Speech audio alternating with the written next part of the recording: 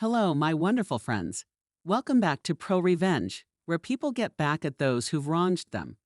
In today's story, we'll talk about bad bosses, entitled neighbors, and how they face the consequences.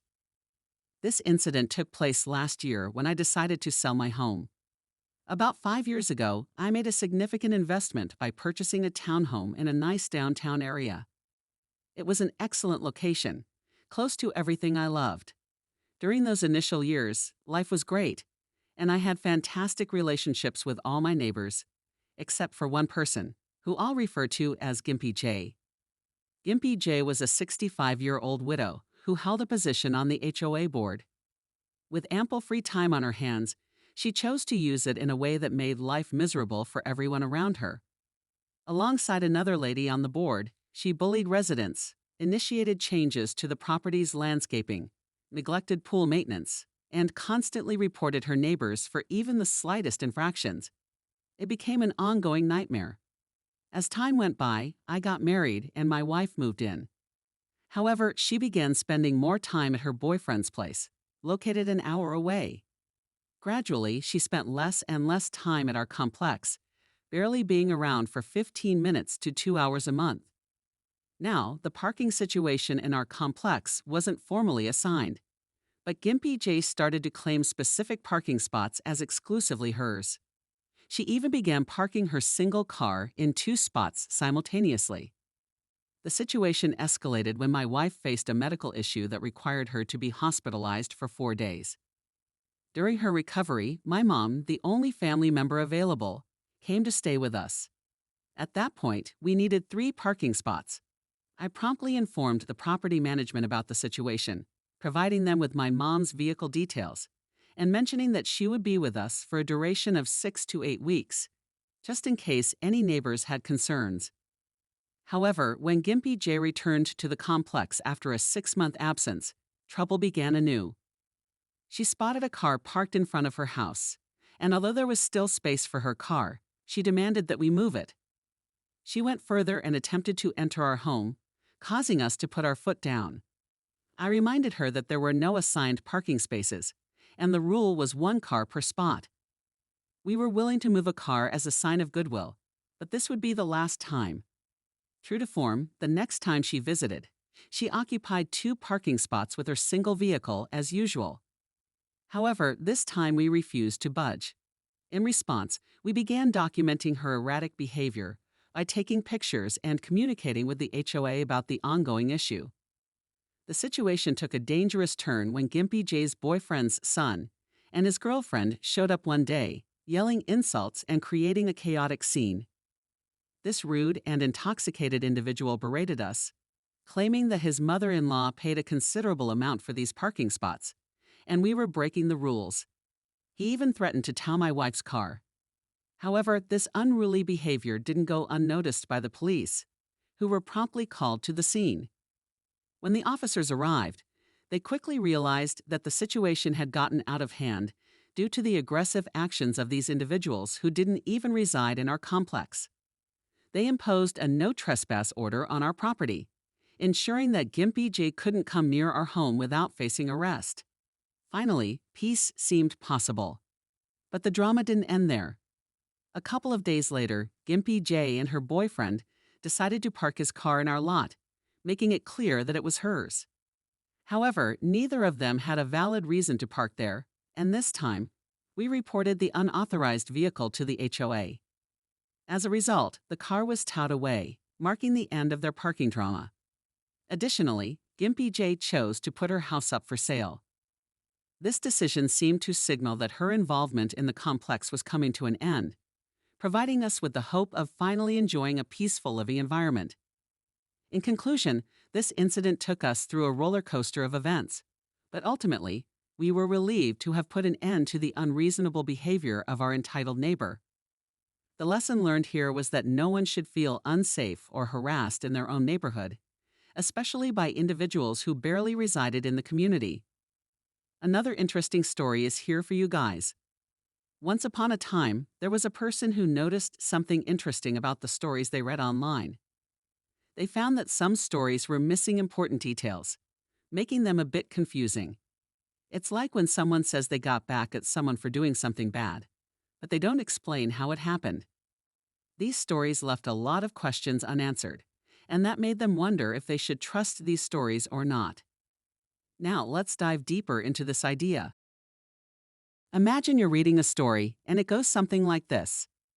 I got back at my friend for being mean, and now their life is terrible. They lost their job, their house, and all their friends. They're probably miserable. Sounds interesting, right? But there's a problem. The story doesn't tell you how this person got revenge or why their friend deserved it. It leaves out important information that would make the story make sense. These kinds of stories can be frustrating because they don't give us the whole picture. So, what should we do when we come across stories like these? Should we trust them even though they're missing important details? Or should we ask for more information? It's a tough question. Now let's switch gears and explore a real-life story from when I was 36 years old. To protect everyone's privacy, I'll use different names for the people involved. Here's what happened. I was married to a woman named Rebecca. Our love story began when we were in college. We fell in love at 17, and our love lasted for a long time. Eventually, we got married when I was 25, and she was 23. Like any marriage, we had our ups and downs, but we were determined to make it work. I was pursuing a career in medicine, and Rebecca was an accountant. Our different career paths sometimes caused misunderstandings, but we managed to get through them. In 2016, Rebecca joined a company where one of my college friends, James, also worked. I thought it was great because they were both my friends. But over time, things started to change. Rebecca began complaining about many things.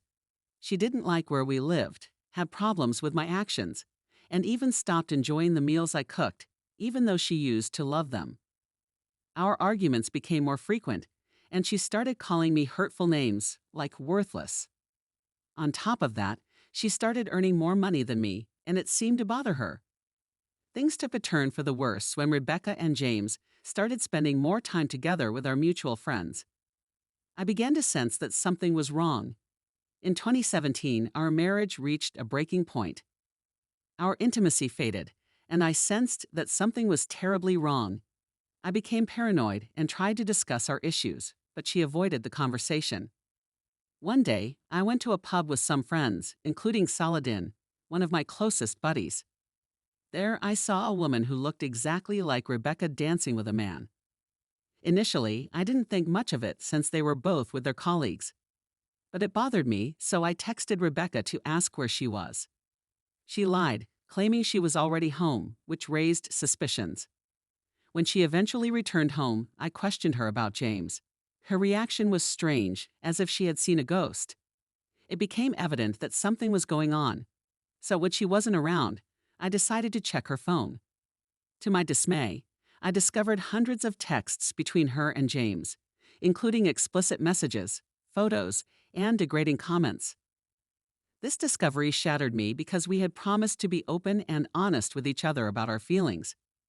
She had broken that promise and even confessed to James about the excitement she felt during that night at the pub. I was devastated, and it became clear that our relationship was irreparably damaged. I could no longer look at her the same way.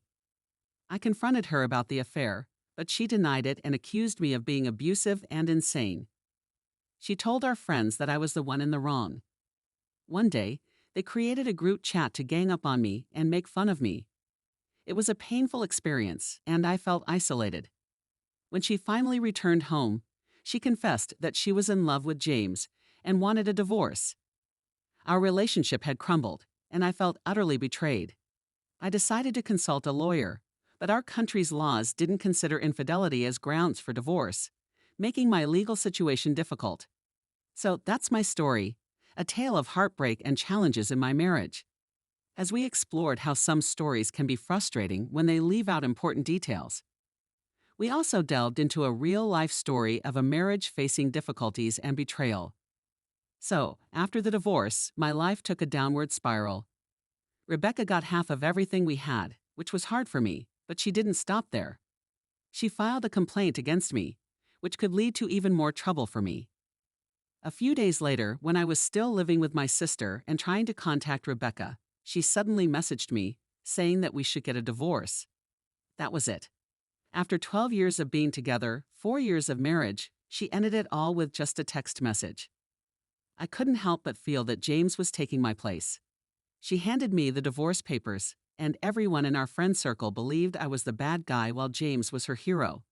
I lost my job, my house, and my reputation due to her affair. To start over, I had to move to a different city, and Saladin, my friend, helped me a lot during this difficult time. He even helped me find a new job, although it wasn't as good as my previous one. So that's my story, a tale of heartbreak and challenges in my marriage. As we explored how some stories can be frustrating when they leave out important details, we also delved into a real-life story of a marriage facing difficulties and betrayal. So, after the divorce, my life took a downward spiral. Rebecca got half of everything we had, which was hard for me, but she didn't stop there. She filed a complaint against me, which could lead to even more trouble for me.